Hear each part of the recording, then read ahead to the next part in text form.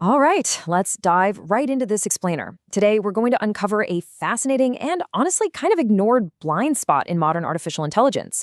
When we think about AI today, we almost automatically think about scale, right? Massive scale. But what happens when that massive scale we've just come to expect simply isn't there? Well, today we are going to explore a really powerful mathematical tool designed specifically for that exact scenario. We're looking at the small data blind spot, diving into factor analysis, and checking out the absolutely elegant EM algorithm that makes the whole thing work. We hear so much about massive datasets all of the time. But really, what do you actually do, mathematically speaking, when you only have a handful of examples? The machine learning world has gotten incredibly good at scaling algorithms for a million examples, or even a billion. But scaling down? Actually, scratch that. It's not just scaling down, it's a completely different mathematical challenge altogether.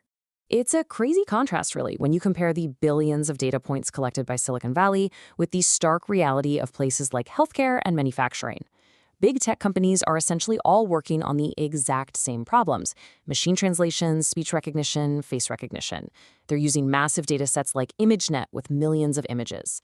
But if you're working at a hospital, you might only have 100 examples of a specific medical condition. Or if you're looking for defects on a manufacturing line, you might literally only have a few dozen flawed parts. This is a massive blind spot in AI right now, because the algorithms that work perfectly for a million examples are absolutely not the same ones that work for 100. To really wrap our heads around why this completely breaks standard AI models, imagine a Stanford PhD student placing 100 temperature sensors all around a building. Her goal is to model the normal temperature distribution so she can detect anomalies, like, say, a window left open in the middle of winter letting freezing air in. But here's the catch, and it's a big one. She has 100 sensors, which means 100 dimensions of data, but she only has 30 days of data to work with. Mathematically, that creates an absolute nightmare. And here's exactly why it's such a nightmare. When your dimensions outnumber your examples, so when your 100 sensors outnumber your 30 days of data, standard Gaussian models just completely break down. If you try to calculate the standard maximum likelihood estimate, you end up with what's called a singular covariance matrix. It becomes non-invertible. If you look at the standard Gaussian density formula, you start getting impossible division by zero errors. Visually, it's like the probability contours get squished infinitely thin, jamming all the probability mass onto a tiny little line segment. It becomes totally useless. So, naturally, people try to hack their way around this math error, but naive fixes simply do not work. One common hack is forcing a diagonal covariance matrix, which artificially sets all the off-diagonal numbers to zero. But think about what that fundamentally assumes. It assumes the sensors have absolutely zero correlation. It's like saying the temperature in one corner of a room is completely independent of the temperature 3 feet away. No way, right? Another fix is forcing circular contours, which assumes zero correlation and that every single sensor varies by the exact same amount. These hacks just completely fail to capture real-world dynamics. Which brings us to Section 1, Factor Analysis to the rescue.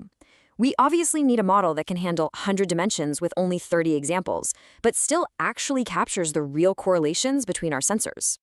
So the absolutely crucial point here is that instead of treating all 100 sensors independently, we assume a small number of unseen, continuous variables are secretly manipulating the data.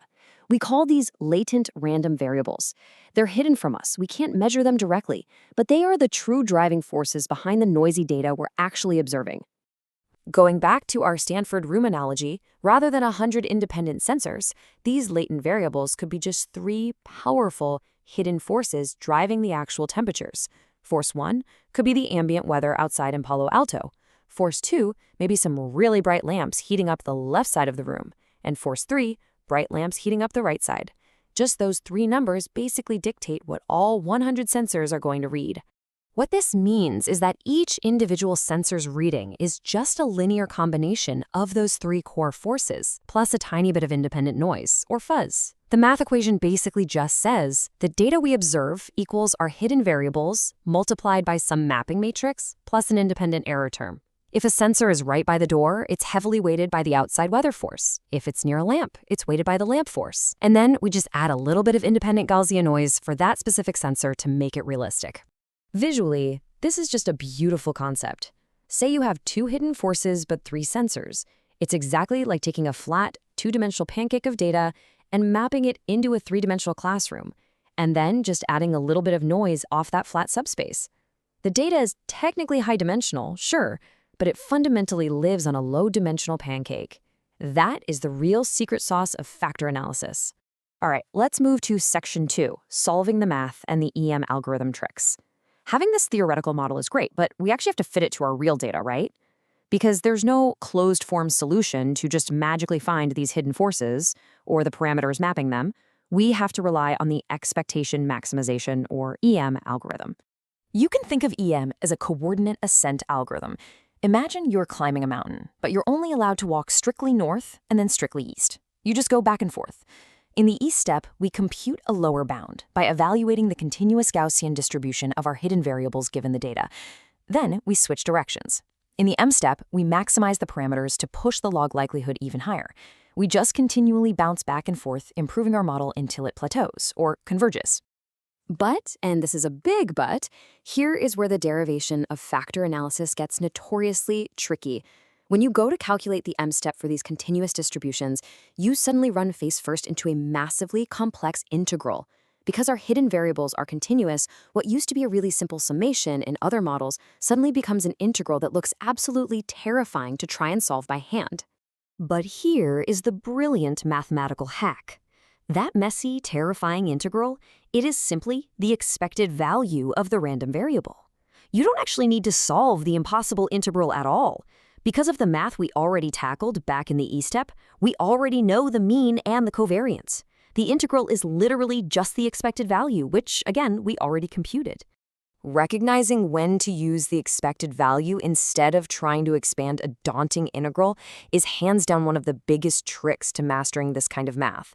The core lesson here is this. Instead of writing out pages and pages of intractable calculus, you just substitute in the expected value and boom, the math suddenly flows. Plus, here is a golden rule of thumb for you. Whenever you see a log in front of a Gaussian density in these equations, remember this. The Gaussian density has an exponential in it. So a log brilliantly cancels out that exponentiation.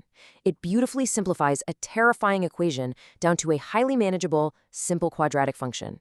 And taking the expected value of a quadratic function, that is standard, easily solvable math. So factor analysis gives us this incredibly elegant way to solve the small data problem by relying on latent variables and the EM algorithm. It's a lifesaver for those 30 example datasets. But, the machine learning community still lacks a single unified algorithm that seamlessly scales across this entire spectrum, from one single example to 100 all the way up to 1 billion. It really leaves us to wonder, as AI continues its relentless push for massive scale, what massive breakthroughs in small data are waiting to be discovered next?